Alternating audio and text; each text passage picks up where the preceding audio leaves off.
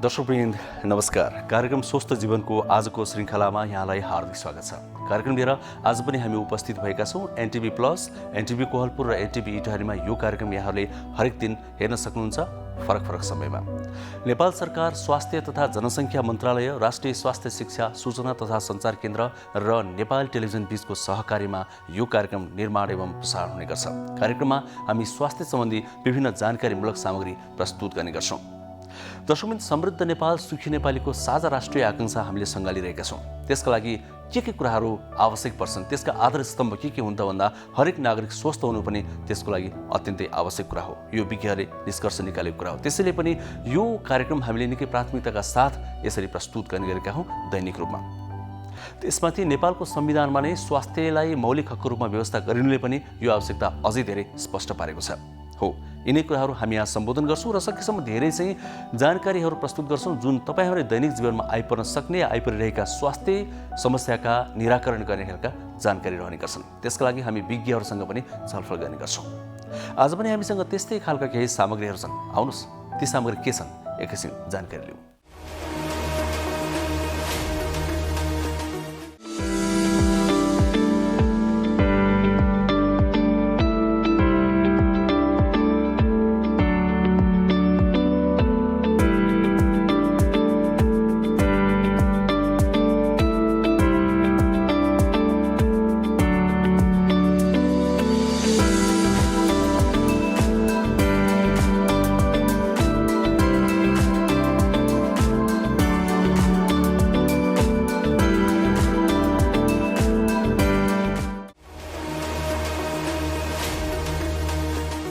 दर्शकवृन्द, corona भाइरसको यो महामारीको समयमा अर्को पनि एउटा चिन्ता थपिएको छ।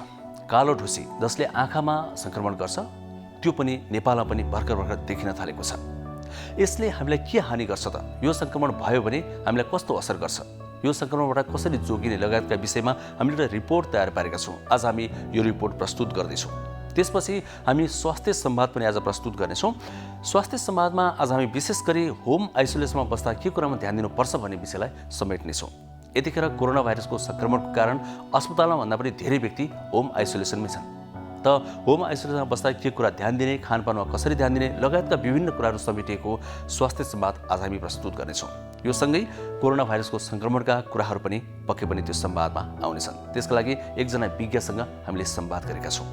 अनि अर्को कुरा, हामीले प्रस्तुत गर्ने गरेका सामाजिक सन्देशहरूको प्रस्तुतिलाई आज पनि निरन्तरता दिनेछौँ र हामी स्वस्थ हुनका लागि अनि रोग लाग्यो भने पनि त्यसबाट बच्नका लागि हाम्रो जीवनशैली कस्तो हुनुपर्छ भनेर विज्ञको सुझावमा आधारित जुन सामग्री हामीले दैनिक जस्तै रूपमा प्रस्तुत गरेका छौँ त्यो आज पनि प्रस्तुत गर्नेछौँ, जसको नाम दिएका छौँ हामीले मेरो जीवनशैली। त्यो सेगमेन्ट आज पनि रहनेछ। यसरी 1 घण्टाको समयमा आज हामीले विभिन्न खालका सामग्रीहरू प्रस्तुत गर्ने जमर्को गरिरहेका छौँ। सुरुमा भने कालो ढुसीको विषयमा हामीले तयार पारेको यो एउटा विशेष रिपोर्ट एकैछिन हेरौँ।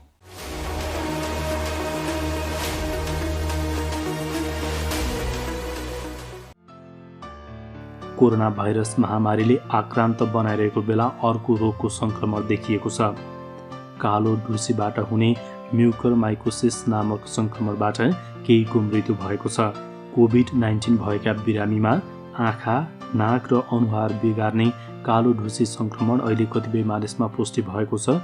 यो सङ्क्रमण बिरलै देखिन्छ, तर सङ्क्रमण गम्भीर भए प्राणघातक हुन सक्ने भएकोले समयमा नै ध्यान पुर्याउन विशेषज्ञहरूले आग्रह गरेका छन्। कोभिडबाट निको भइसकेकाहरूमा यो सङ्क्रमण पुष्टि भएको छ। रोग प्रतिरोध क्षमता कमजोर भएका र लामो समय औषधि सेवन गरेका व्यक्तिमा यसले सङ्क्रमण गर्दछ। रोग प्रतिरोधात्मक क्षमता कम भएका व्यक्तिमा अचानक नाक दुख्ने, नाकबाट सिङ्गान बग्ने, आँखा दुख्ने, आँखा सुनिने हुन सक्छ। नेपालका विभिन्न स्थानमा कोभिड-19 निको भएका बिरामीहरूमा यस्तो कालो ढुसीको सङ्क्रमण देखा पर्दै गएको छ। स्वास्थ्य तथा जनसङ्ख्या मन्त्रालयले वीरगञ्जबाट देखिन थालेको यो सङ्क्रमण बाँके, काठमाडौँ लगायतका सहरमा देखिएको जनाएको छ। काठमाडौँ उपत्यकामा कालो ढुसीको सङ्क्रमण भएका बिरामीको त्रिवी शिक्षण अस्पतालमा, वीर अस्पतालमा र नर्विक अस्पतालमा उपचार भइरहेको छ। पछिल्लो समय यस्तो सङ्क्रमण पनि बढिरहेको छ। यस्ता बिरामीको एकिन तथ्याङ्क सङ्कलन गर्ने काम भइरहेको मन्त्रालयले जनाएको छ।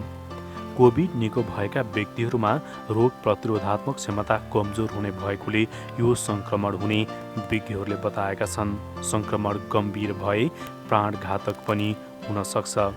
स्टेरोइड तथा एन्टिबायोटिक औषधि सेवन गरेका गम्भीर प्रकृतिका कोभिडका बिरामीहरू सङ्क्रमण मुक्त भएपछि कालो ढुसीको सङ्क्रमण देखा पर्ने सम्भावना रहेको विशेषज्ञहरूले बताएका छन्। विशेष गरी मधुमेह, क्यान्सर, किडनी तथा एन्टिबायोटिक औषधि बढी प्रयोग गर्ने बिरामीसँग रोगसँग लड्ने प्रतिरोधात्मक क्षमता कम हुन्छ, जसले गर्दा यस्ता मानिसहरूमा आँखा सुनिने, दुख्ने, धमिलो देख्ने, आँखाबाट रगत जस्तो तरल पदार्थ बग्ने, एक्कासी सुगर बढ्ने, सास फेर्न असहज हुने लगायतका लक्षणहरू देखा पर्दछन्। यसको रोकथामका लागि सफा र सुक्खा मास्क प्रयोग गर्ने, डिस्पोजेबल मास्कको पुनः प्रयोग नगर्ने, नियमित रूपमा हात धुने वा सेनिटाइजरको प्रयोग गर्ने, व्यक्तिगत स्वच्छतामा ध्यान दिने, घर बाहिर वा फोहोरमा काम गर्नु परे डिस्पोजेबल पन्जाको प्रयोग गर्ने, धेरै धुलो भएको र ओसिलो ठाउँमा नजाने, नुनिलो पानीले नाक सफा गर्ने, जथाभावी स्टेरोइड र एन्टिबायोटिक औषधि प्रयोग नगर्ने, सुगर भएका बिरामीले सुगर नियन्त्रणमा राख्ने, स्वास्थ्य कर्मीको सल्लाहमा मात्रै औषधि प्रयोग गर्नुपर्दछ। 45 देखि 65 वर्ष उमेर समूह, मधुमेह वा शरीरको रोग प्रतिरोधात्मक क्षमता कमजोर भएका र धेरै खाले एन्टिबायोटिक औषधि सेवन गरिरहेकाहरूलाई कालो ढुसीको सङ्क्रमण हुने उच्च जोखिम रहन्छ।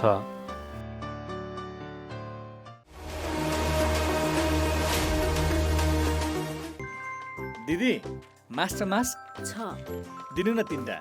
भाइ, एउटा कुरा भनौँ? भन न दिदी। थाहा छ, सही तरिकाले मास्क लगाए मात्रै कोरोनाबाट बस्न सकिन्छ नि। लगाउने त हो, अब लाउन पनि सही र गलत तरिका हुन्छ र दिदी। सही तरिका हुन्छ नि भाइ। पहिला साबुन पानीले हात धुने, मास्क सफा छ छैन हेर्ने, मास्क पाल परेको छ कि छैन हेर्ने, फेरि 3 पत्र भएको मास्क मात्रै लगाउने हो। अनि यो मास्कमा 3 पत्र छ त? छ नि। ल हेर्नुहोस् त, मास्क लगाउँदा यसको डोरीमा मात्र छुनुपर्छ, नाक, मुख, चिउनोमा टमक्क मिल्नुपर्छ। अनि अर्को कुरा, मास्क लगाइसकेपछि घरिघरि छुनु हुँदैन नि हातले। अनि यो फेरि प्रयोग गर्न मिल्छ र? कपडाको मास्क त धोएर लगाउँदा नि मिलिहाल्छ नि। हो, यसै गरी लगाउने हो नि मास्क। घरबाट बाहिर निस्किँदा अनिवार्य मास्क लगाऊ। कोरोनाबाट आफू पनि बचौँ र अरूलाई पनि बचाऊ। स्वास्थ्य तथा जनसङ्ख्या मन्त्रालय र एन्सेलद्वारा जनहितमा जारी। नमस्ते, म डाक्टर कुशल कार्की, युरोलोजिस्ट भनेपछि मूत्र रोग विशेषज्ञ। मैले चाहिँ अब सामान्य एक मानिसलाई स्वस्थ रहन के गर्नुपर्छ भन्ने कुरामा भन्न गइरहेको छु।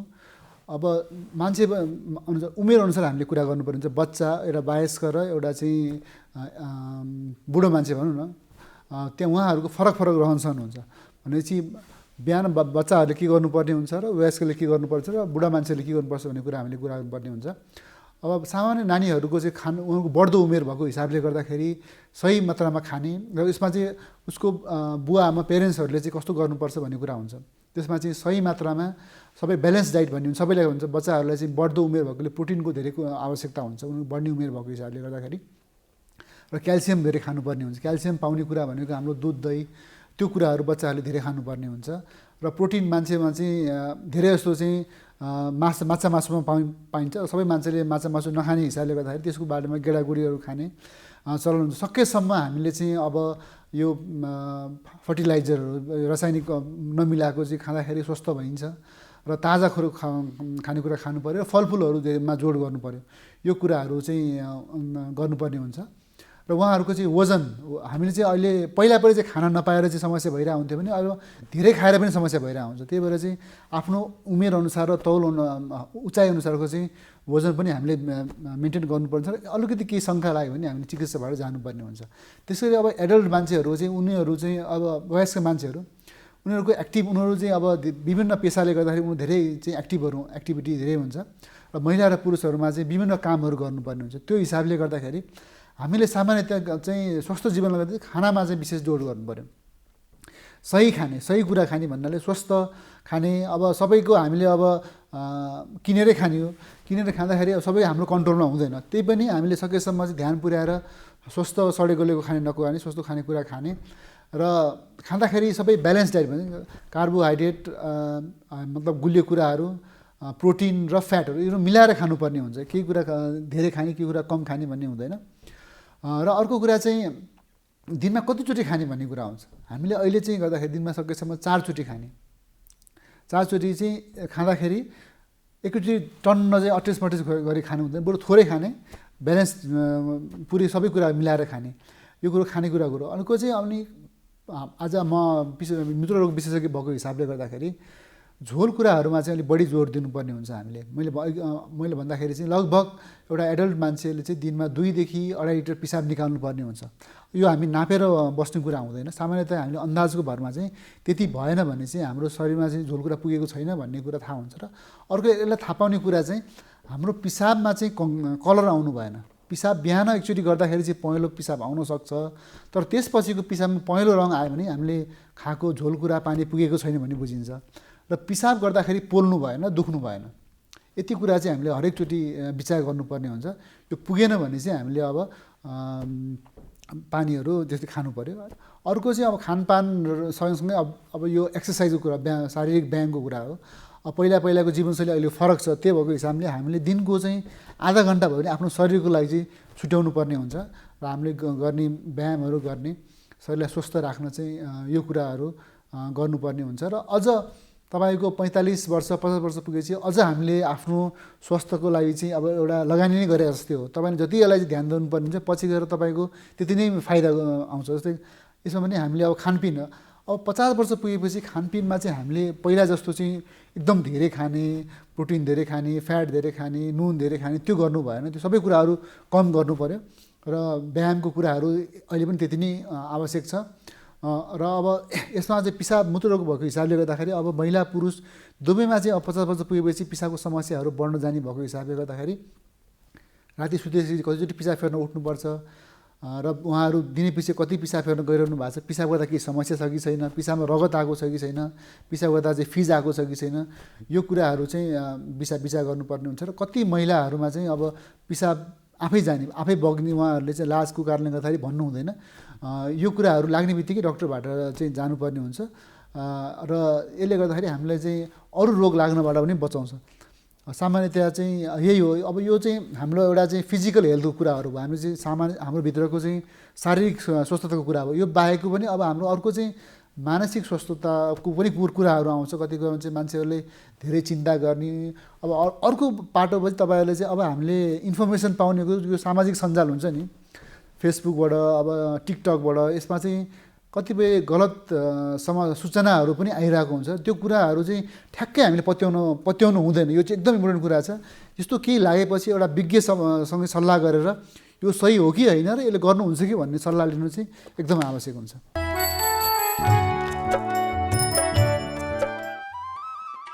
अच्छा काका आइ काल्हि त अहाँके जखन तखन हम चिन्तामे देखै छियौ की कहियो जोगेंद्र हमरा त बड़का बीमारी भ गेल बड़का बीमारी हमरा त टीबी भ गेल ई कोनो बड़का बीमारी नहीं छै इलाज केला पर आसानी से ठीक भइल जाइल वाला बीमारी भेल छै अखन टीबी पता लगाय के लेल खकार जांच सुविधा आ खाए वाला दवाई देश भर निःशुल्क मिल रहे छै टीबी के दवाई खैला पर हम पहले जगह तंदुरुस्त भ जेबै नियमित रूप से दवाई खैला से पहले जखन स्वस्थ और तंदुरुस्त भ जेबै 2 हफ्ता वा वैसे बेसी समय धरि खोखी है सांझ का बुखार बढ़ जाब भोजन नहीं रुचब शरीर दुबराइत जाब सन लक्षण टीबी अर्थात क्षय रोगक भ सकै छै क्षय रोगी के घृणा नै स्नेह करी नमस्कार म डाक्टर रञ्जना कर्मचारी म रेडिएसन अन्कोलोजिस्ट हुँ र हालमा नेपाल क्यान्सर हस्पिटल हरिसिद्धि ललितपुरमा कार्यरत छु आज यो जीवनशैलीमा हाम्रो जीवन कसरी राम्रो बनाउने भनेर जुन भन्नुभएको छ त्यसमा चाहिँ भन्नुपर्दाखेरि चाहिँ अब हामीले चाहिँ सकेसम्म चाहिँ अलिकति दिनको सुरुवातले नै हाम्रो होल डेलाई रिप्रेजेन्ट गर्छ हैन अनि त्यही कारणले गर्दाखेरि चाहिँ अब हामीले सुरुमा बिहानमा अलिकति उठ्ने सकेसम्म बिहानको टाइमलाई चाहिँ अलिकति प्रोडक्टिभ र फ्रुटफुल बनाउन सक्यो भने चाहिँ अलिकति बेटर हुन्छ। अनि बिहानमा अलिकति योगाहरू गर्ने, आफ्नो फिजिकल एक्टिभिटी चाहिँ एकदम इम्पोर्टेन्ट छ, किनभने फिजिकल एक्टिभिटीले गर्दाखेरि चाहिँ तपाईँको धेरै चिजलाई फरक पार्ने हुन्छ हैन। अनि त्यसपछि हामीले चाहिँ अलिकति सक्छ भने चाहिँ योगा पनि गर्दाखेरि बेटर हुन्छ। अनि हामीले चाहिँ हाम्रो खानपिन शैलीमा चाहिँ एकदम धेरै ध्यान दिनुपर्ने हुन्छ। अब हामीले चाहिँ बिहानको ब्रेकफास्ट चाहिँ एकदम राम्ररी खानुपर्ने हुन्छ र हामीले खाना खाँदाखेरि चाहिँ एकदम ध्यान दिनुपर्ने कुराहरू चाहिँ हाम्रो चाहिँ जुन न्युट्रियन्ट्सहरू हुन्छ, खानाको न्युट्रियन्ट भ्याल्युजहरू, त्यसलाई चाहिँ एकदम बुझ्न जरुरी छ। जस्तै कि हामीले कार्बोहाइड्रेट मात्रै भएको, धेरै कार्बोहाइड्रेट मात्रै भएको खानेकुराहरू नखाइकन त्यसलाई कार्बोहाइड्रेट, फाइबर्स, प्रोटिन सबै चिजलाई मिक्स गरेर डाइटमा चाहिँ हैन खाने, त्यो चाहिँ इम्पोर्टेन्ट छ हैन। अब क्यान्सर रोग विशेषज्ञ भएको हिसाबले चाहिँ म क्यान्सर रोगमा नै फोकस गरेर हामीले अलिकति प्रिभेन्टेबल कुराहरू भन्न पर्दाखेरि चाहिँ नि अघि जुन भने फिजिकल एक्सर्साइज एकदम इम्पोर्टेन्ट कुरा भइहाल्यो। अनि अर्को चाहिँ नि खानापिनमा चाहिँ नि हामीले यो जुन एकदम यो टोब्याको स्मोकिङ अथवा सुतिजन्य पदार्थको कुनै पनि सुतिजन्य पदार्थ सेवन एकदमै हार्मफुल छ। यसको चाहिँ डाइरेक्ट कजेसन हुन्छ क्यान्सरको लागि। फोक्सोको क्यान्सर, मुखको क्यान्सर, टोब्याकोले सबै क्यान्सर नै गराउँछ भन्नुपर्दाखेरि चाहिँ। त्यही कारणले टोब्याको कन्जम्सन चाहिँ एकदम स्टप नै गर्नुपर्ने हुन्छ। र अर्को चाहिँ नि अल्कोहल, रक्सी सेवन कहिले सोसल ड्रिङ्किङ चाहिँ ठिकै हो, तर रेगुलर बेसिसमा सधैँ रक्सी सेवन गर्नु चाहिँ एकदमै नराम्रो कुरा हो। त्यसले कलेजोलाई बिगार्नुको साथसाथै क्यान्सरको पनि एकदम इम्पोर्टेन्ट कज हो। अनि अर्को चाहिँ नि अब हाम्रो नेपालमा चाहिँ यो रेक्टल क्यान्सर भन्छ, त्यो नि एकदमै कमन छ।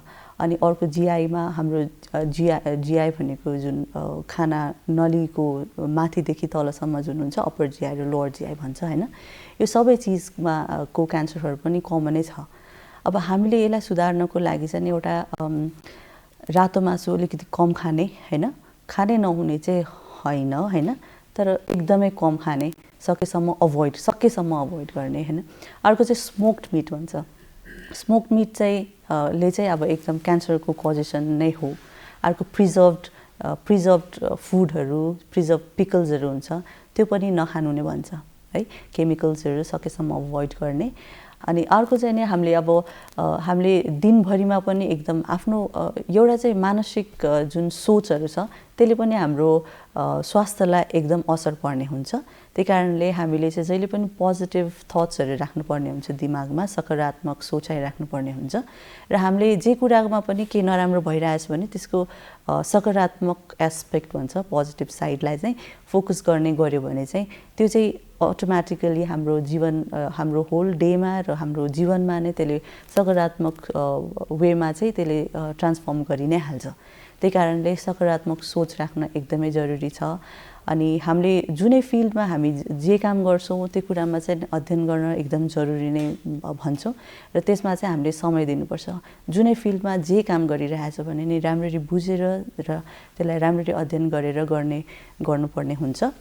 र हामीले आफ्नो मात्र नभइकन अर्काको बारेमा पनि सोच्ने र अलिकति हामीले सबैलाई माया गर्ने, सबैप्रति अलि सहानुभूति गर्ने, यो सबै ह्याबिट गरिराख्यो भने चाहिँ यसले चाहिँ तपाईँलाई आफ्नो जीवनमा पनि अरूलाई खुसी दिन थाल्नुभयो भने चाहिँ आफ्नो जीवनमा पनि खुसी हुने हुन्छ र त्यसले पनि आफ्नो तपाईँको जीवनशैलीमा एकदम ठुलो इम्प्याक्ट गर्ने हुन्छ। त्यही कारणले यो सबै कुराहरू चाहिँ एकदम इम्पोर्टेन्ट छ। र अर्को एकदम इम्पोर्टेन्ट, दिनभरिमा बिर्सिन नहुने चाहिँ नि आफू चाहिँ एकदम अनुशासित हुनुपर्ने हुन्छ। यो चाहिँ कहिले पनि बिर्सिनु हुँदैन। हजुर, अब एकैछिन कार्यक्रममा समय स्वास्थ्य संवादमा आज हामी अहिलेको समसामयिक विषयलाई समेटिएको कुराकानी प्रस्तुत गर्दैछौँ। यतिखेर कोरोना भाइरसको संक्रमणको कारण अस्पतालहरूमा भन्दा पनि घरमै धेरै व्यक्तिहरू रहेका छन्, अर्थात् होम आइसोलेसनमा रहेका छन्। संक्रमित व्यक्तिहरूले होम आइसोलेसनमा रहँदा के कुरामा ध्यान दिने, खानपानमा कसरी ध्यान दिने, शारीरिक अभ्यासहरू कसरी गर्ने लगायतका विभिन्न कुराहरू समेटेर हामीले संवाद गरेका छौँ ताकि त्यसबाट बच्न सकियोस्, उम्किन सकियोस्। समग्रमा कोरोना भाइरसको संक्रमणका अरू कुराहरू पनि त्यो संवादमा आउँछन् नै। एकजना विज्ञसँग हामीले जुन संवाद गरेका छौँ त्यही नै अब हामी प्रस्तुत गर्दैछौँ।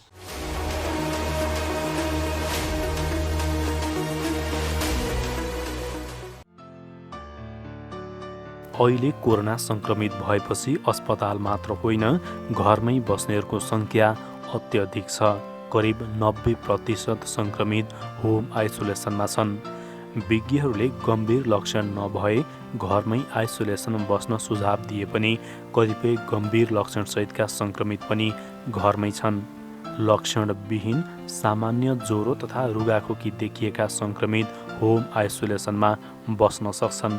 तर गम्भीर लक्षण देखिए पनि केही दिनमा ठिक भइहाल्छ भन्ने ठानेर होम आइसोलेसनमा बस्नेहरू धेरै छन्, जसले गर्दा होम आइसोलेसनमै मृत्यु हुने जोखिम रहन्छ। चिकित्सकहरूले गम्भीर लक्षण देखिएका सङ्क्रमितहरूलाई होम आइसोलेसनमा नबस्न सुझाव दिएका छन्। चिकित्सकहरूका अनुसार खोकी र ज्वरो आएको छ, सास फेर्न गाह्रो भएको छ भने तुरुन्त अस्पताल जानुपर्छ। कस्ता सङ्क्रमित अस्पताल जाने, होम आइसोलेसनमा बस्दा ध्यान दिनुपर्ने कुराहरूको साथै कोभिड आइसियु व्यवस्थापन लगायतका विषयमा हामीले सघन उपचार विशेषज्ञ डाक्टर असीम रेग्मीसँग संवाद गरेका छौँ। अब आइसियु भन्ने बित्तिकै सामान्यतः सबैले बुझ्ने भनेको एकदम गम्भीर प्रवृत्तिका बिमारीहरू, प्रकृतिका बिरामीहरू आउने गर्छन् होइन, जसलाई कुनै न कुनै किसिमको लाइफ सपोर्ट, अर्गान सपोर्टको जरुरी हुन्छ वा जसलाई चाहिँ एकदम इन्टेन्स हजुरको मोनिटरिङको जरुरी हुन्छ। त्यस्ता बिमारीहरू चाहिँ सामान्यतः आइसियुमा आएर भर्ना हुनुहुन्छ। अहिलेको समयमा चाहिँ अरू कस्तो खालको बिरामी, कोभिडको बिरामी धेरै हुनुहुन्छ कि अन्य बिरामीहरू हुनुहुन्छ कि? होइन, अहिले अब यस्तो कोभिडको महामारीमा त कोभिडकै बिमारी धेरै हुनुहुन्छ। अब हुन त अरू बिमारी नहुनु भएको पनि होइन, तर अब हाम्रै हस्पिटलको कुरा गर्ने हो भने लगभग 63 बेडको हाम्रो आइसियुमा 21-22 जना अरू रोगका बिरामी र 40-45देखि 45 जना चाहिँ कोभिडका बिमारी अहिले चाहिँ उपचार हुनुहुन्छ होइन। भनेपछि जे यस्तो कोभिडको समय हुँदाखेरि पनि अन्य बिरामीहरूले पनि उपचार पाइराख्नु भएको छ। डाक्टर साहब, अलिकति आज हामी कोभिडकै विषयमा फोकस गरेर कुराकानी गर्छौँ होइन। यो सामान्यतः कोरोना सङ्क्रमण हुँदाखेरि होइन मानिसहरूलाई कस्ता लक्षणहरू देखिने गर्छन् अनि जटिल हुँदै गएपछि के हुन्छ त? हजुर, अब कोभिडको सङ्क्रमण भएका सबै बिमारीलाई लक्षण देखिन्छ भन्ने होइन, यो कुरा हामीले जान्न जरुरी छ। लगभग 80% कोभिडको सङ्क्रमित व्यक्तिहरूलाई कुनै पनि किसिमको लक्षण देखिँदैन। यस्ता बिमारीलाई असिम्टोमेटिक भन्ने गरिन्छ। बाँकी हजुरको 15% जतिलाई चाहिँ सामान्य किसिमको माइल्ड टु मोडरेट सिम्टम्सहरू, जस्तै ज्वरो आउने, रुगा खोकी, जिउ दुख्ने, एकदम मसलहरूको पेन, माइल्जिया भन्छ त्यस्तो हुने, त्यस्तो देखिन्छ। बाँकी 5%लाई चाहिँ अलिक गम्भीर खालको सिम्टम्सहरू देखिन्छ, जस्तो शरीरमा अक्सिजनको लेभल कमी हुने, श्वास प्रश्वासमा गाह्रो हुने, श्वास प्रश्वासमा नभएर कोभिडले अरू अङ्गहरूलाई पनि असर गर्छ, जस्तै मुटुमा मायोकार्डाइटिस भन्छ, मायोकार्डाइटिस गराउने, किडनीमा अफेक्ट गर्ने, यस्ता गम्भीर किसिमको चाहिँ अलमोस्ट 5% जतिलाई चाहिँ गम्भीर किसिमको लक्षणहरू देखिन्छ। जस्तै अब डाक्टर साहब, अघिल्लो जुन नयाँ पुरानो भेरिएन्ट जुन पहिलो पटक आएको चाहिँ कोरोना सङ्क्रमण भाइरस थियो होइन, त्यसले चाहिँ अलिकति दीर्घरोगी र वृद्ध वृद्धाहरूलाई असर गरेको छ, ज्येष्ठ नागरिकहरूलाई असर गरेको छ भनेको थियो होइन। तर अहिले त अब यसले कुनै पनि छुट्याएको छैन कि बालबालिका अनि युवा पुस्ता सबैलाई उस्तै असर गरेको छ भनिन्छ होइन। उहाँहरूलाई चाहिँ होइन के कस्तोमा चाहिँ असर गरेको छ? यहाँले भन्नुभयो जुन 5%को कुरा गर्नुभयो नि, एकदमै हार्टमा असर गर्ने होइन, त्यो हार्टमा असर गर्ने अथवा त्यो जटिल हुने चाहिँ कुन एज समूहको हुनुहुन्छ त अहिले? हार्टमा असर गर्ने भन्दा पनि सिभियर खालको सिम्टम्स चाहिँ कुन उमेर समूहलाई भन्नुभएको? अब यो कोभिडले त्यसरी उमेर समूह भनेर छुट्याएको छैन। हेर्नुहोस्, हजुरले भनेको कुरा चाहिँ ठिकै हो, किनकि पहिलो वेभमा चाहिँ हामीले देखेका बिमारीहरू युजुअली 60 वर्षभन्दा माथिका दीर्घ रोगीहरू, त्यस्ता बिमारीहरू हुन त यङ्गर एज ग्रुपलाई पनि अफेक्ट नगरेको छ होइन, तर सिभियर किसिमको भएर आइसियुमा भर्ना हुने चाहिँ युजुअली वृद्ध 60+ दीर्घ रोगीहरू हुनुहुन्थ्यो। योचोटि चाहिँ हजुरले ठ्याक्कै भनिदिनु भयो, यसले छुट्याएको छैन। वृद्धा पनि हुनुहुन्छ, युवाहरू पनि हुनुहुन्छ। बच्चा बच्चीमा चाहिँ त्यति सिभियर सिम्टम्सहरू देखिएको चाहिँ छैन, तर 20 वर्षभन्दा माथिका सबैमा एकदम सिभियर सिम्टम्सहरू देखिएको छ। र सिम्टम्सहरू युजुअली चाहिँ निमोनियाको सिम्टम्सहरू भन्नाले छाती दुख्ने, सास फेर्न गाह्रो हुने, अक्सिजन दिँदै पनि शरीरमा अक्सिजनको लेभल नपुग्ने, यस्तो सिभियर निमोनियाको सिम्टम्सहरू लिएर चाहिँ भर्ना हुनुभएको छ। अहिले त कोरोना सङ्क्रमण हुँदाखेरि होइन, सुरुवाती अवस्थामा अथवा सामान्य हुँदाखेरि होम आइसोलेसनमा बस्नु भनिएको छ होइन। अब होम आइसोलेसनमा बस्दा पनि अब चुप लाएर बस्ने मात्रै हो कि कतिपय अवस्थामा होम आइसोलेसनमा बस्नेहरू पनि एकदम जटिल हुनुभएको छ होइन। जटिल हुँदा पनि अस्पताल नजाने, होम आइसोलेसनमै बसिरहने, यस्तो पनि गर्नुभएको छ कतिपय अवस्थामा। वास्तवमा होम आइसोलेसनमा बस्दा चाहिँ के कुरामा ध्यान दिनुपर्छ अनि कस्तो अवस्था भयो भने अनिवार्य रूपमा अस्पताल जानुपर्ने हुन्छ? अब अहिलेको अवस्थामा होम आइसोलेसन भनेको हाम्रो बिमारीहरूको रहर भन्दा पनि बाध्यता जस्तो भएको छ। अब हजुरले मिडियामा नै हुनुहुन्छ, हजुरले देखिराख्नु भएको होला, हजुरले कभर गरिराख्नु भएको छ। प्राय अस्पतालमा बेड नपाइने, अक्सिजन नै नपाइने, इमर्जेन्सीको अगाडि आँगनमा छटपटिरहेको बिमारीहरू देखाइन्छ। अब त्यही डरले पनि कतिपय सिम्प्टोमेटिक बिमारी पनि अस्पताल आउन चाहिँ हिचकिचाइराख्नु भएको छ। अब होम आइसोलेसन भनेको कस्तो बिमारीको लागि हो भन्नुहुन्छ भने मैले अघि जसरी भने असिम्प्टोमेटिक, जसमा केही पनि सिम्टम देखिएको छैन वा एकदम माइनर सिम्टम देखिएको छ, त्यस्ता बिमारीहरूको लागि चाहिँ होम आइसोलेसन उपयुक्त हो। अलिकति जटिल खालको सिम्टम जस्तो कि धेरै नै खोकी हुने, अक्सिजनको मात्रा शरीरमा मापन गर्दाखेरि 90% भन्दा कम अक्सिजनको मात्रा, त्यस्तो बिमारीलाई चाहिँ होम आइसोलेसनमा ट्रिट गर्दाखेरि बेफाइदा बढी हुन्छ र झन् गम्भीर, झन् सिरियस हुन सक्ने चान्सेस बढी हुन्छ। भनेपछि होम आइसोलेसनमा बस्दा ध्यान दिनुपर्ने भनेको अब अहिले अलिकति अर्को कुरा जोड्न चाहेँ। अहिले चाहिँ अब सबैजनाको हेल्थ एक्सेस सबै अब फेसबुकमा, सोसल मिडियामा हजुरले विभिन्न औषधिको प्रेस्क्रिप्सन इजिली अभाइलेबल छ। सबैको कोही न कोही चिनेका डाक्टर नर्सहरू सबैको हुनुहुन्छ। भनेपछि हामीले के देखेका छौँ भने घरैमा बस्दा पनि विभिन्न थरीको 12-15वटा औषधिसम्म खाने कोभिड भनेर र जथाभावी एन्टिबायोटिकहरूको प्रयोग गर्ने, स्टेरोइड भन्ने औषधि छ जुन कोभिडको लागि युज हुन्छ, त्यो पनि जथाभावी रूपमा प्रयोग गर्ने र प्रयोग गर्नै नपर्ने व्यक्तिहरूले यो औषधिहरू प्रयोग गर्दा चाहिँ झन् बढी हार्म गरेको देखिएको छ। भनेपछि यसलाई मैले छोटकरीमा भन्नुपर्दा होम आइसोलेसनमा आइदर असिम्प्टोमेटिक अर एकदम माइल्ड सिम्टम भएका व्यक्तिहरूको लागि मात्र उपयुक्त हो। अलिकति पनि अक्सिजनको रिक्वायरमेन्ट हुने बित्तिकै त्यस्ता बिमारी चाहिँ अस्पतालमै आएर अस्पतालमै ट्रिटमेन्ट गरेको बेस्ट हुन्छ।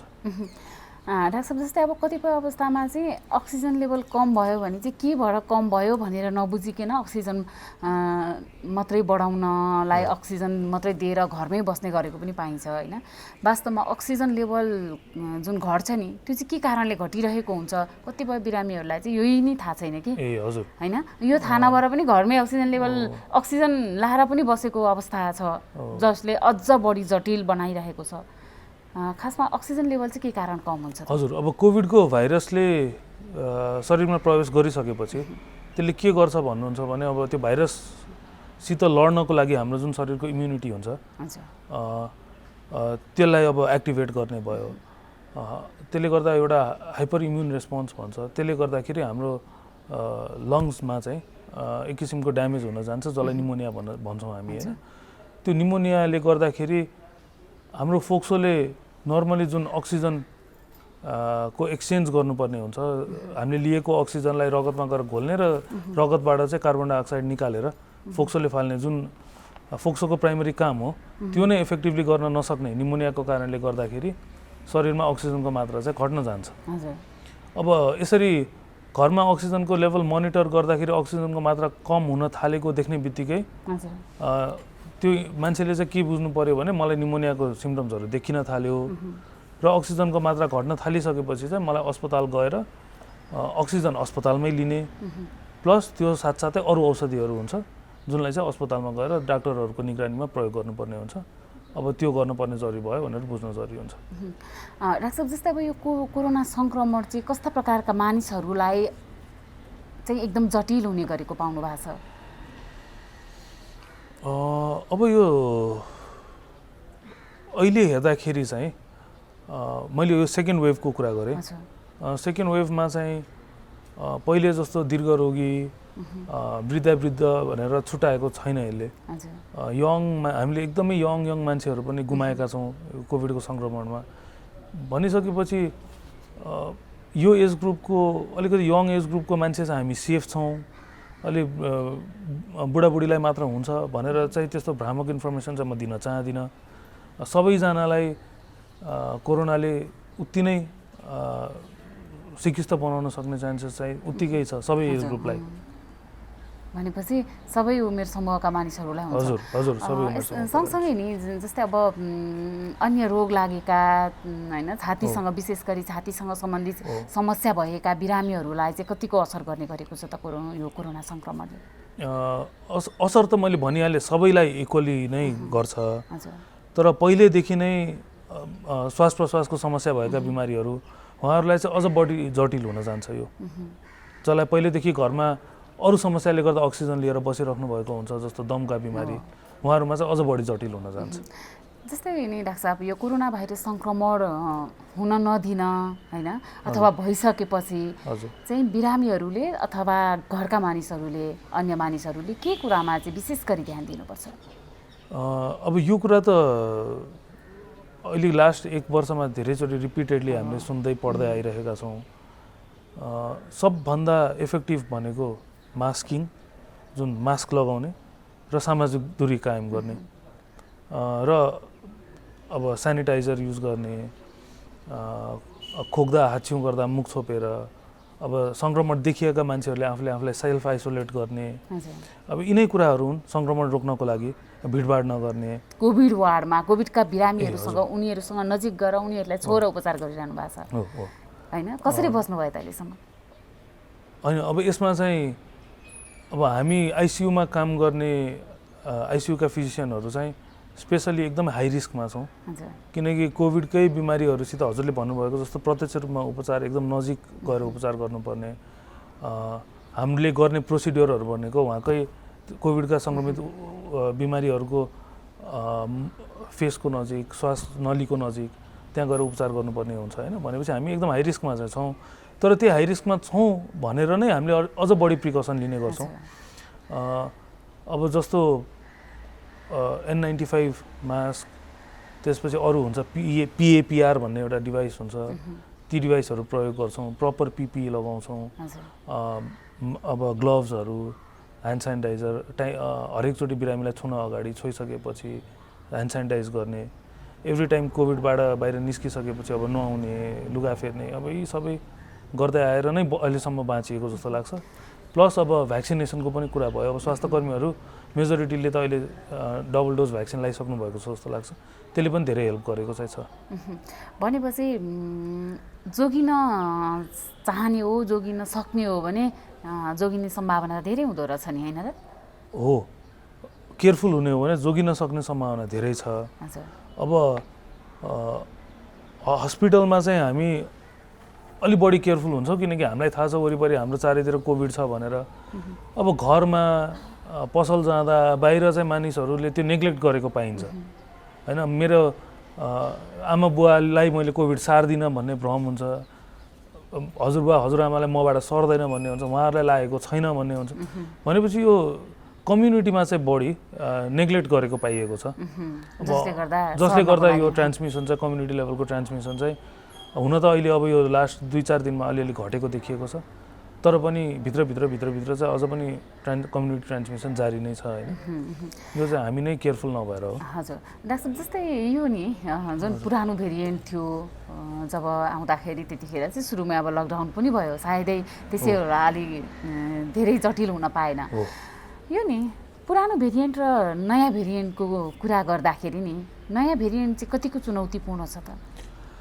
नयाँ भेरिएन्ट बढी सङ्क्रमक देखिएको छ र यो नयाँ भेरिएन्टबाट ग्रसित हुनुभएको बिमारीहरू चाहिँ बढी जटिल पनि देखिएको छ। त्यो भन्दा अब त्यसैले गर्दाखेरि हामीलाई उपचारको क्रममा नयाँ भेरिएन्टमा चाहिँ अलि बढी चुनौती पनि देखिएको छ। हामीले पहिला पहिलो वेभमा जटिल आइसियु चाहिने बिमारीहरूलाई जति उपचार गऱ्यौँ त्यो र अहिलेको कम्पेरिजनमा चाहिँ अहिलेको बिमारीहरूको मोर्टालिटी भन्छ जुन मृत्युदर छ अहिले बढी देखिएको छ भनेपछि यो चोटिको भेरिएन्ट चाहिँ अलि बढी सङ्क्रमण र अलि बढी जटिल छ भन्नुपर्छ। जस्तै आइसियुमा पुगिसकेपछि बिरामीहरूलाई होइन त्यो अवस्थामा पुगिसकेपछि आइसियु चाहिने अवस्था भइसकेपछि होइन भेन्टिलेटरमा जानुपर्ने बिरामी कति बढी हुनुहुन्छ र त्यहाँबाट फर्केर आउने बिरामीहरू चाहिँ कतिको हुनुहुन्छ त अहिलेको जुन यो चोटिकोमा? अब यो चोटिकोमा मसित त्यो एक्ज्याक्ट डेटा चाहिँ छैन।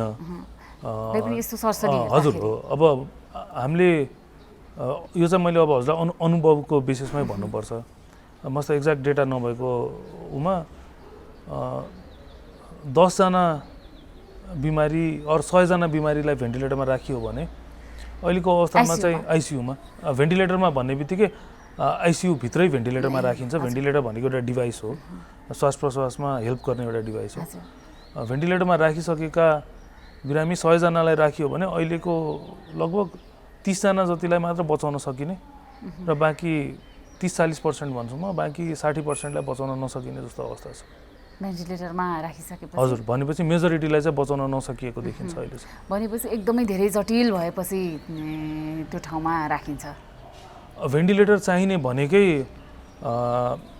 सप्लिमेन्टल अक्सिजन भन्छ, हजुरको मास्कबाट अक्सिजन दिँदै वा एकदम हाई फ्लो अक्सिजन दिने डिभाइसहरू हुन्छ, त्योबाट अक्सिजन दिँदै पनि नपुगेपछि वा बिरामीलाई सास फेर्न निकै गाह्रो भयो, श्वास बढेर गयो, सास फेर्ने प्रक्रिया खराब भयो, अब होसमा कमी आउन थाल्यो, त्यस्तो भयो भने बल्ल भेन्टिलेटरको प्रयोग हुन्छ। भनेको जब भेन्टिलेटर प्रयोग हुने नै जटिल खालको बिमारीहरूलाई हो। यहाँले यस्तो बिरामी हेरिरहनु भएको छ, त्यो अवस्थामा नपुग्नको लागि सुरुवाती अवस्थामै होइन के कुरामा चाहिँ ध्यान दिनुपर्ने हुन्छ त? घरमा बसेर अक्सिजन लिने चाहिँ नगरिदिनु होला, किनकि थोरै अक्सिजन लिएर त्यो अक्सिजनको लेभल मेजर गरेर मात्र भित्र फोक्सोको स्टेटस के छ, निमोनियाको अवस्था के छ, त्यो कुरा जज गर्न गाह्रो हुन्छ। त्यो सामान्य मानिसहरूले त्यो जज गर्न सक्नु हुँदैन। भनेपछि यो अक्सिजन लिएर एन्टिबायोटिक खाएर घरमा बसेर उपचार चाहिँ नगरिदिनु होला। अब टाइममै अस्पताल आउने हो र टाइममै त्यो स्टेरोइड भन्ने औषधि छ, पर्यो भने एन्टिबायोटिक्सहरूको प्रयोग हुन्छ र अक्सिजन थेरापी र डाक्टरहरूकै निगरानीमा, स्वास्थ्यकर्मीहरूकै निगरानीमा त्यो पाउने हो भने चाहिँ सायद त्यो जटिल अवस्थामा जानबाट चाहिँ रोक्न सकिन्छ होला।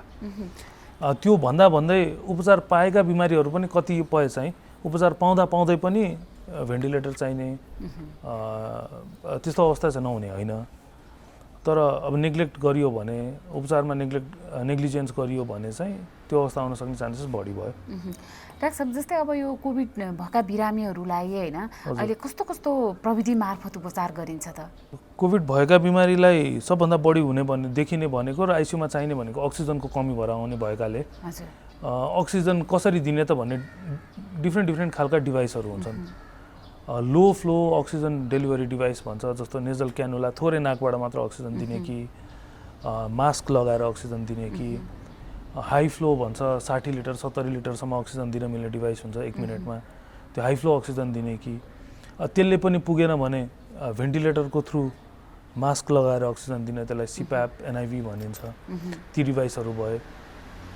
ती सबैबाट पनि अक्सिजन पर्याप्त हुन सकेन भने अनि मानिसलाई बेहोस बनाएर सिधै श्वास नलीमा पाइप हालेर भेन्टिलेटरमा जोडिन्छ, त्यो नेक्स्ट लेभल भयो। र यो सबै गर्दै पनि उपचार सम्भव भएन भने अर्को एउटा एक्मो भन्ने एउटा प्रविधि छ, त्यो प्रविधिको पनि प्रयोग गर्न सकिन्छ। एक्मो प्रविधि? हजुर। यो एक्मो भनेको चाहिँ कस्तो प्रविधि हो लाग्छ? एक्मो भनेको चाहिँ एक्स्ट्रा कर्पोरियल मेम्ब्रेन अक्सिजनेसन भन्छ। यो चाहिँ कोही पनि बिमारीको भाइटल अर्गन्स जस्तो मुटु वा फोक्सोले चाहिँ पर्याप्त रूपमा काम गर्न सकेन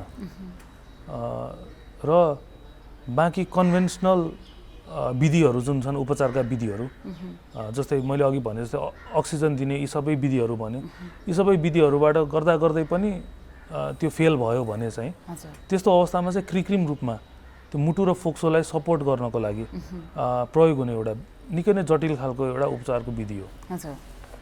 अब यो प्रविधि त्यति नयाँ प्रविधि चाहिँ होइन। संसारमा चाहिँ यसको प्रयोग 1970s भनेको लगभग 50-60 वर्ष अगाडिदेखि नै प्रयोग हुँदै आएको हो। नेपालको कन्टेक्स्टमा चाहिँ यो लास्ट 3-4 वर्ष यता मात्र प्रयोगमा आइरहेको भएर हाम्रो कन्टेक्स्टमा चाहिँ यो अलि नयाँ विधि भन्नु पर्यो। भनेपछि यो चाहिँ कतिको महँगो हुन्छ लाग्छ? यो प्रविधि निकै नै महँगो छ, निकै नै महँगो छ। यसमा युज हुने जुन उपकरणहरू हुन्छन्, जुन अब त्यसका पार्ट पूर्जाहरू जुन हुन्छन् त्यो रिप्लेस गर्नुपर्ने, ती सबै निकै नै महँगो हुन्छ। एक्मोमा जानभन्दा अगाडि मुटुलाई सपोर्ट गर्नको लागि हामीसित अरू मेकानिजमहरू छन्, फोक्सोलाई सपोर्ट गर्न अरू मेकानिजमहरू छन्। त्यो सबै मेकानिजमले ट्रिटमेन्ट गर्दा गर्दै पनि त्यो बिमारीको मृत्यु हुने, मोर्टालिटी हुने चान्सेस चाहिँ 80% भन्दा बढी छ भनेको निकै नै जटिल भइसक्यो। अब बचाउन गाह्रो हुने भयो। यो बिरामीको मृत्यु हुने चान्सेस 80% छ भनेर डिफ्रेन्ट स्कोरिङ मेकानिजमहरूले क्यालकुलेट गरेर 80% भन्दा बढी छ भनेर हामीलाई त्यो थाहा भइसकेपछि बल्ल त्यस्ता बिमारीलाई चाहिँ हामीले एक्मोको लागि एडभाइस गर्छौँ। भनेपछि सामान्यतः बुझ्नुपर्दा निकै नै जटिल अवस्थामा मात्रै यो विधि प्रयोग गरिन्छ। त्यस्तो बिमारीहरूलाई यो एक्मो प्रविधिबाट उपचार गर्दाखेरि अलमोस्ट 50% जतिलाई चाहिँ बचाउन सकिन्छ, बाँकी 50%लाई चाहिँ बचाउन सकिँदैन। भनेपछि 50%लाई बचाउन सकिन्छ। त्यो 50% भनेको फेरि कस्तो 50% भनेर बुझ्नु पर्यो भने जसको चाहिँ त्यो नगर्ने हो भने मृत्यु हुने चान्स 80% छ। भनेपछि त्यति जटिल बिमारीलाई यो प्रविधिबाट उपचार गर्दाखेरि अलमोस्ट 50-50 को हाराहारीमा बचाउन सकिने भनेको मलाई चाहिँ राम्रै रिजल्ट हो जस्तो लाग्छ। तर अब यसमा अरू कुरा पनि भयो। मैले हजुरलाई जुन डेटा कोट गरिराखेको छु यो चाहिँ वर्ल्ड वाइड हाम्रो एक्मो प्रविधिको डेटा भयो। नेपालको कन्टेक्स्टमा चाहिँ यो त्यति चाहिँ नहोला, किनकि हाम्रो मैले भनिहालेँ अलिकति नयाँ छ हामीसित यो प्रविधि। हामीसित त्यही अनुसारको पर्याप्त एडुकेट ट्रेन्ड म्यान पावर पनि छैन र सबैतिर यो प्रविधि उपलब्ध पनि छैन। भनिराख्दाखेरि यो 50% भनेर जुन मैले कोट गरेँ यो चाहिँ मैले हाम्रो यो ग्लोबल एउटा हिसाबले कोट गरेको हो। डाक्टर साहब, जस्तै अब यो कोरोना भाइरस सङ्क्रमण जब निको भयो होइन, निको भइसक्यो, नेगेटिभ आइसक्यो, त्यसपछि चाहिँ कस्ता कस्ता जटिलताहरू आउन सक्छन् त? अब कोरोना भाइरस नेगेटिभ आयो भन्दैमा कोभिड ठिक भयो भनेर बुझ्न चाहिँ रङ हो। त्यसले चाहिँ भाइरसले चाहिँ शरीरबाट छोडेर गयो भनेर बुझ्न पर्यो। तर त्यो भाइरसले जुन ड्यामेज गरेर गएको छ त्यो ड्यामेज चाहिँ लङ टर्म पनि रहने देखिन्छ। जस्तो कि फोक्सोको जुन कपेसिटी हुन्छ त्यो निकै नै कम भएर जाने देखिएको छ। ती बिमारीहरूलाई लङ टर्मसम्म पनि अक्सिजनको आवश्यकता पर्ने, अब त्यो लङ्समा फाइब्रोसिस भन्छ होइन, स्ट्रक्चरली नै त्यो लङ्स ड्यामेज भएर जाने र त्यो रिकभर नहुने भनेको त्यो इरिभर्सिबल लङ ड्यामेज हुन सक्ने त्यस्तो चान्सेसहरू धेरै देखिएको छ। यो चाहिँ फोक्सोको भयो। अब बाँकी अरू जटिलता जस्तै हाम्रो शरीरको रक्तनलीहरूमा रगत जम्ने, त्यसलाई डिप भेन थ्रोम्बोसिस भन्छ। खुट्टाहरूमा भेनहरूमा रगत जम्ने। मैले अघि पनि भने किडनीलाई असर गर्ने कोभिडले र ती बिरामीहरूलाई डायलाइसिस गर्नुपर्ने त्यस्तो समस्या देखिएको छ। कतिपय बिरामीलाई स्ट्रोक भएको, पक्षघात भएको देखियो। कोभिड सङ्क्रमित बिरामीलाई पक्षघात भएको देखियो। भनेपछि यो निमोनिया मात्रै नभएर, हुन त मेजोरिटीलाई चाहिँ निमोनिया हुन्छ, तर माइनोरिटी बिमारीलाई चाहिँ यी अरू समस्याहरू पनि आउन सक्छ। भनेपछि यो हुँदाखेरि पनि कोभिडको सङ्क्रमणको असर हो भनेर बुझ्नु पर्यो। हो, बुझ्नु पर्यो। जस्तै नि डाक्टर साहब कोभिड सङ्क्रमण भयो भने कति समयसम्म चाहिँ त्यसको असर देखिन्छ होइन भनिन्छ अब 10-12 दिनपछि त हुँदैन भनेर तर पनि कति अवस्थामा धेरै दिनपछि पनि कतिको पोजिटिभ देखाइरहेछ यो सर्ने चान्स चाहिँ कतिको हुन्छ त अब यो कुरा चाहिँ अलिकति डिबेटेबल छ हजुर अब हाम्रो कन्टेक्स्टमा चाहिँ हजुर कोभिड पोजिटिभ आइसकेको मान्छेले आफूलाई 10 दिन जति सेल्फ आइसोलेट गरेर बस्ने हो असिम्टोमेटिक इन्डिभिजुअलले भने त्यो 10 दिनपछि चाहिँ टेस्ट गरिराख्न जरुरी हुँदैन उहाँहरूबाट अरूलाई सर्न सक्ने चान्सेस निकै नै कम हुन जान्छ अब सिभियर खालको वा मोडरेट सिभियर खालको रोग छ भने चाहिँ CDC भन्छ जुन अमेरिकाको डिजिज कन्ट्रोलको जुन छ उहाँहरूको गाइडलाइन अनुसार चाहिँ 20 दिनपछि त्यस्ता खालका बिमारीलाई चाहिँ 20-21 दिनपछि चाहिँ अरूलाई सार्न सक्ने क्षमता चाहिँ कम हुन्छ उहाँहरूलाई चाहिँ टेस्ट गर्न जरुरी हुँदैन भनेर नै भनिएको छ अब हाम्रो नेपालमा चाहिँ त्यसरी क्लियरली कुनै पनि गाइडलाइन बनेको छैन पहिलो वेभमा चाहिँ 14 दिनपछि चाहिँ टेस्ट गर्न जरुरी हुँदैन भन्ने खालको एउटा उ चाहिँ आएको थियो तर त्यो चाहिँ सामान्य असिम्टोमेटिक बिमारीहरूलाई भयो अब आइसियुमा भर्ना भएका बिमारीलाई गर्न पर्ने कि नपर्ने हैन मोडरेट सिभियरिटी भएकालाई कति दिनमा गर्ने कि गर्न पर्ने कि नपर्ने ती कुरा चाहिँ अब गभर्नमेन्ट लेभलबाट केही पनि हामीलाई इन्फर्मेसन आएको छैन मेरो पर्सनल ओपिनियनमा चाहिँ 20-21 दिनपछि टेस्ट गर्न जरुरी छैन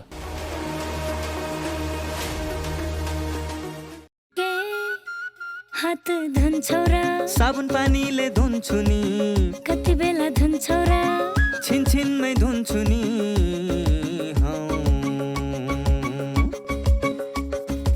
घरमा पस्दा अफिस पस्दा सधैँ धुन्छु हात कोरोनालाई यसै गरी भगाइदिन्छु म त घरमा पस्दा अफिस पस्दा सधैँ धुन्छु हात कोरोनालाई यसै गरी भगाइदिन्छु म त भान्सा छिर्नु अगाडि खाना खानु अगाडि जहाँ त्यही छोएपछि हातले छोपी खोकेपछि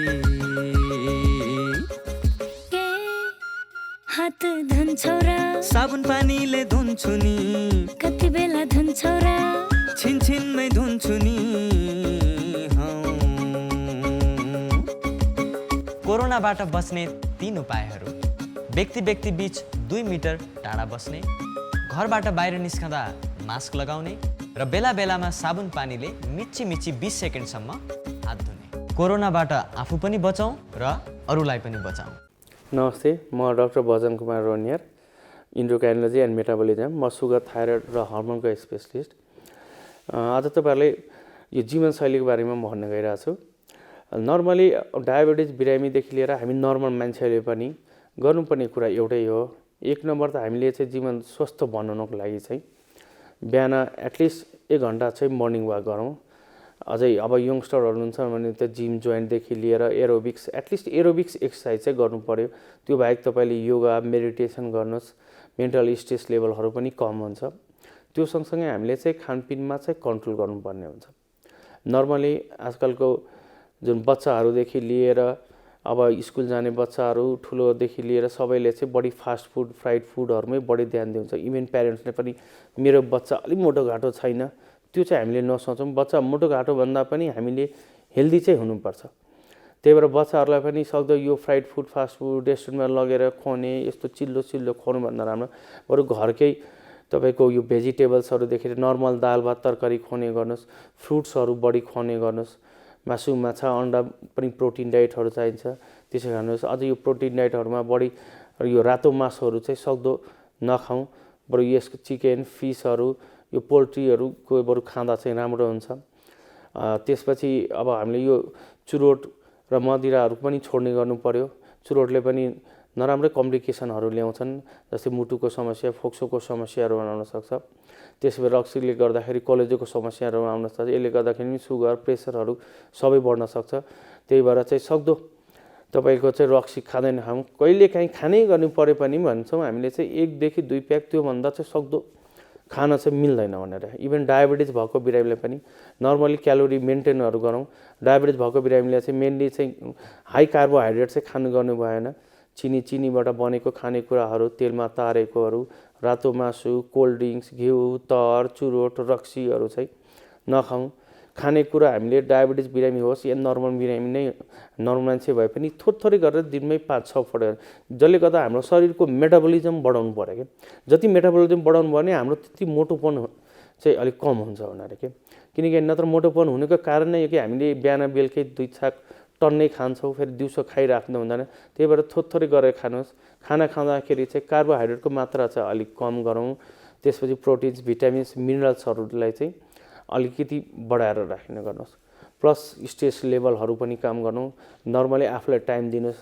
एउटा भनाइ नै छ 8 घन्टा काम गर्नुहोस्, 8 घन्टा इन्टरटेनमेन्ट, 8 घन्टा सुत्नु पर्यो। त्यही हिसाबले काम गर्नु। 8 घन्टाको ठाउँमा यो होइन कि 16 घन्टा, 12 घन्टा, 15 घन्टा काम गर्नु चाहिँ भएन। त्यही भएर अलिकति सेल्फ आफूलाई पनि टाइम दिनुहोस्। यदि कसैलाई ज्वरो आउने, टाउको दुख्ने, मांसपेशीहरू दुख्ने, आँखाका गेडीहरू दुख्ने, जोर्नीहरू करकरी खाने, हड्डीहरू दुख्ने, सँगसँगै शरीरमा विभिन्न किसिमका छालामा रातो दाग आउने लक्षणहरूमा देखियो भने त्यो डेङ्गे रोग पनि हुन सक्दछ। यो लामखुट्टेले विशेष गरेर साँझ बिहान टोक्ने गर्दछ।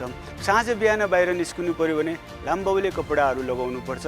शरीरका नछोपिएका भागहरूमा लामखुट्टेलाई दबाउने क्रिमहरूको प्रयोग गर्नुपर्दछ। पानी जम्न सक्ने ठाउँहरू जस्तै गमलाका प्लेटहरू, टायरहरू खोज्ने, त्यसमा लार्भा छन् भने त्यसलाई नष्ट गर्ने। डेङ्गे रोगबाट बच्नको लागि हामीले लामखुट्टेको टोकाइबाट बच्न जरुरी छ। हामी सचेत बनौँ, त्रसित नबनौँ। डेङ्गे रोग नियन्त्रणका लागि समुदायका सम्पूर्ण व्यक्तिहरू घर घरबाट जुटेर खोज र नष्ट गर अभियानमा सहयोग पुर्याउँ र डेङ्गे रोगबाट हुन सक्ने महामारीबाट सम्पूर्ण समुदायलाई जोगाउँ। कार्यक्रममा यहाँहरूलाई फेरि पनि हार्दिक स्वागत छ। हामी स्वस्थ जीवनमा छौँ। अझै पनि केही समय बाँकी छ। हामीले केही सामग्री प्रस्तुत गर्नुपर्ने छ। अझै पनि एकैछिन जीवनशैलीको कुरा गरौँ। पछिल्लो समयमा हाम्रो जीवनशैली फरक बन्द गएको छ। अलि विलासी जीवनशैली छ हाम्रो। यो हामीले स्वीकार्ने पनि तितो यथार्थ हो। त यो जीवनशैली खासमा कस्तो हुनुपर्थ्यो? हामीले कस्तो जीवनशैली अपनायौँ भने हामी निरोगी हुन सक्छौँ, स्वस्थ रहन सक्छौँ, रोग लागे पनि भगाउन सक्छौँ। विभिन्न विज्ञहरूले हामीलाई यो विषयमा सुझावहरू दिने गर्नुभएको छ। तिनै सुझाव समेटेर हामीले एउटा सेगमेन्ट प्रस्तुत गर्ने गरेका छौँ, जसको नाम दिएका छौँ मेरो जीवनशैली। हजुर, आउनुहोस् न एकजना विज्ञको सुझावको आधारमा तयार पारेको त्यो सामग्री एकैछिन हेरौँ।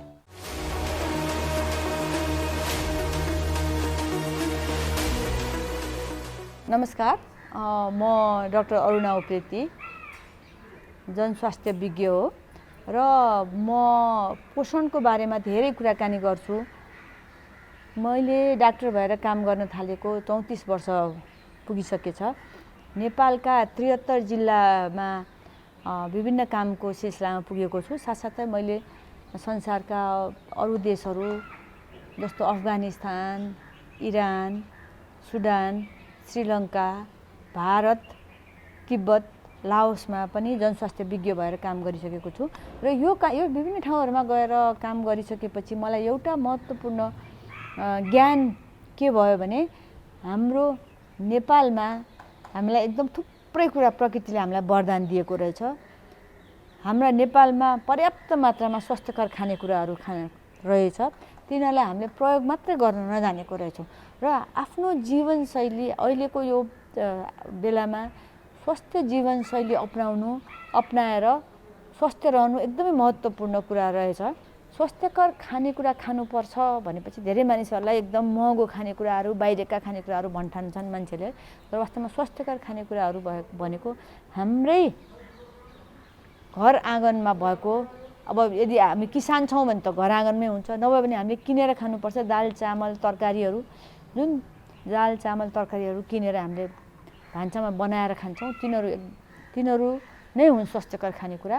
र खानेकुराको साथसाथै हामीहरूले जीवनशैलीलाई पनि स्वास्थ्य कुन अर्थमा राख्नुपर्छ भने हामीले व्यायाम, योगासनहरू, हिँडाइहरू पर्याप्त मात्रामा गर्नुपर्छ। अहिले के देखेको छ भने युवावर्गहरू काम एकदम गर्छन्, अनेक विभिन्न ठाउँहरूमा विशेष गरी कम्प्युटरमा बसेर काम गरे हुन्छ, अफिसहरूमा काम गरेको हुन्छ।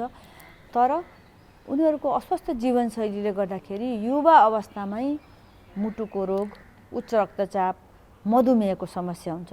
यो कारण के हो भने दिनभरि कम्प्युटरमा बसेर काम गरिसकेपछि शरीर चलायमान हुँदैन, अनि चलायमान नभइसकेपछि शरीर मोटो हुँदै जान्छ। त्यसमाथि पनि हामीले विभिन्न किसिमका पत्रु खानेकुराहरू खायौँ भने त्यसले शरीरमा झनै नराम्रो अवस्था सिर्जना गर्छ र 35, 40, 45 वर्षमै अनेक किसिमको रोगहरूबाट ग्रसित भइन्छ। त्यसै कारणले गर्दाखेरि यस्तो किसिमको समस्या नहोस् भनेर स्वास्थ्यकर जीवनशैली अपनाउनको लागि हामीले एउटा त खानेकुरामा स्वास्थ्यकर खानेकुरामा ध्यान दिने, पत्रो खानेकुरा खाँदै नखाने, स्वास्थ्यकर जीवनशैली अपनाउनु भनेको योगासन, व्यायाम, हिँडाइ गर्ने र मानसिक तनावलाई कम गर्ने। मानसिक तनाव कम गर्नको लागि हामीहरूले एउटा त के गर्न सक्छौँ भने हाम्रो दैनिक जीवनमा हामी जति काम गर्छौँ त्यो त्यति काम गर्दाखेरि पनि समय समयमा अलिकता त्यो रुटिन कामबाट अवकाश लिएर विभिन्न ठाउँमा घुम्न जाने, साथीभाइहरूसँग कुराकानी गर्ने, रमाइलो कुराहरू गर्ने, एउटा त्यो गर्न सकिन्छ भने अर्को व्यायामलाई हामीले असाध्यै महत्त्व दिनुपर्छ। पहिला हाम्रा पुर्खाहरू एकदम विभिन्न ठाउँमा जाँदाखेरि हिँडेर जान्थे, त्यसैले उनीहरूलाई भिन्नै किसिमको व्यायामको जरुरत पर्दैन थियो। तर हामी अहिले सबै ठाउँमा जाँदाखेरि गाडीहरू लिएर जाने भएको हुनाले, गाडीहरूबाट हिँड्ने भएको हुनाले हामीहरूको लागि व्यायामलाई जति भोजनको महत्त्व छ त्यत्तिकै योगासन र व्यायामको महत्त्व छ। यसले हाम्रो शरीरलाई मात्रै स्वस्थ राख्ने होइन, मानसिक रूपमा पनि तनाव कम गरेर हाम्रो मानसिक स्वास्थ्यलाई पनि राम्रो पार्छ। त्यसै कारणले गर्दाखेरि युवा पुस्ताहरू तपाईँहरू स्वस्थ भएर लामो दीर्घ जीवन बाँच्ने र धेरै समयसम्म काम गर्नको लागि स्वास्थ्यकर जीवन शैली अपनाउनुहोस्।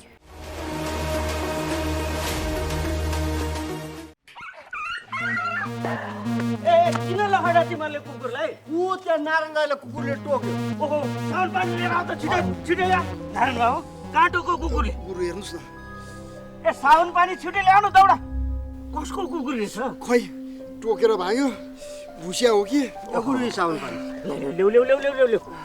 कुनै पनि कुकुरले टोक्यो भने 5 मिनेटसम्म साबुन पानीले सफा गर्नुपर्छ। किनेको वा पालिया कुकुर हो भने 10 दिनसम्म हेर्नुपर्छ। 10 दिनभित्र त्यो कुकुर मर्यो वा हरायो भने तुरुन्तै इन्जेक्सन लाउनुपर्छ। होइन गुरु, कहाँ खोज्नु त्यो कुकुरलाई मैले? यस्तो बेला तुरुन्त अस्पताल जानुपर्छ। हिँडे जाउँ, उठाऊ। ठिक गर्नुभयो। अझ औला, गाला, टाउको, घाँटीमा टोकेको भए त झन् बढी खतरा हुन्छ। अब आत्तिनु पर्दैन, नछुटाइकन भ्याक्सिन लिनुहोस्, केही हुन्न। रेबिज लाग्यो भने कस्तो लक्षण देखिन्छ डाक्टर साहब? रेबिज लागेपछि पानीदेखि डराउने, थुकिरहने, कराउने हुन्छ। हेर्नुहोस्, रेबिज लागेपछि उपचार हुँदैन, त्यसैले कुकुरले टोकेपछि समयमै रेबिजको भ्याक्सिन लिएमा सजिलै बच्न सकिन्छ।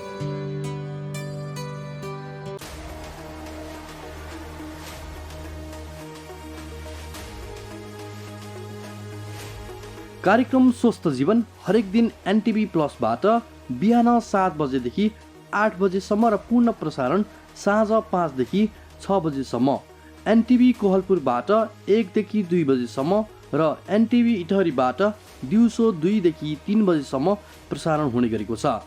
स्वास्थ्य सम्बन्धी यहाँहरूको कुनै जिज्ञासा वा समस्या भएमा हामी सम्बन्धित विज्ञहरूबाट समाधान खोजी कार्यक्रममा प्रसारण गर्नेछौँ। हामीलाई सम्पर्क गर्ने माध्यमहरू यस प्रकार रहेका छन्। फोन, एसएमएस तथा भाइबरको लागि 98 43 52 93 97, इमेल swasthajievan@ntv.org.np। यस कार्यक्रमको बारेमा आफ्नो सल्लाह, सुझाव र प्रतिक्रिया पनि यहाँहरूले यिनै माध्यम मार्फत दिन सक्नुहुनेछ। साथै कार्यक्रममा के कस्ता सामग्री, विषय वा विज्ञहरू समेट्नु पर्ला भन्ने विषयमा पनि सुझाव दिन सक्नुहुन्छ। कार्यक्रम यहाँहरूले सामाजिक सञ्जाल मार्फत पनि हेर्न सक्नुहुनेछ। YouTube Nepal television, mobile application Nepal television, Facebook facebook.com/neptv2041। हजुर, कार्यक्रमको समय सकिन आँटेको छ। हामी अब एकैछिनमा बिदा माग्छौँ। त्योभन्दा अगाडि केही कुराहरू यहाँलाई जानकारी दिनै पर्ने हुन्छ। यो कार्यक्रम NTV plus, NTV Kohalpur, NTV Itahari बाहेक विभिन्न सामाजिक सञ्जालहरूमा पनि यहाँले हेर्न सक्नुहुन्छ, हेर्दै आउनुभएको छ। जस्तै युट्युबमा हेर्न सक्नुहुन्छ, नेपाल टेलिभिजनको मोबाइल एप्समा हेर्न सक्नुहुन्छ, वेबसाइटमा पनि हेर्न सक्नुहुन्छ। त्यसै गरी फेसबुक पेज रहेको जुन नेपाल टेलिभिजनको, त्यो पेजमा पनि हरेक दिन साँझ 5 देखि 6 बजेसम्म हामी यो कार्यक्रम लाइभ नै प्रस्तुत गर्ने गर्छौँ अनि सेयर पनि गर्न सक्नुहुन्छ। यहाँले कार्यक्रम कस्तो लाग्छ, सल्लाह, प्रतिक्रिया, सुझाव पठाउँदै गर्नुहोला। ती हाम्रा मार्गदर्शक हुन्। स्वास्थ्य सम्बन्धी आफ्ना कुनै जिज्ञासा या प्रश्न छन् भने पनि पठाउनुहोला। तिनलाई सम्बोधन गर्दै हामी कार्यक्रम निर्माण गर्नेछौँ। त्यसका लागि यहाँले टेलिफोन गर्न सक्नुहुन्छ, इमेल गर्न पनि सक्नुहुन्छ, अनि भाइबर मार्फत जोडिन पनि सक्नुहुन्छ, SMS गर्न पनि सक्नुहुन्छ। ती सबै ठेगाना विस्तृत जानकारी हामीले स्क्रिनमा देखाइरहेका छौँ। आजलाई छुट्टिन्छौँ, भोलि फेरि आउँछौँ आजकै समयमा। दैनिक कार्यक्रम हो, यतिन्जेल कार्यक्रम हेर्नुभयो त्यसको लागि धन्यवाद दिँदै बिदा माग्छु। नमस्कार।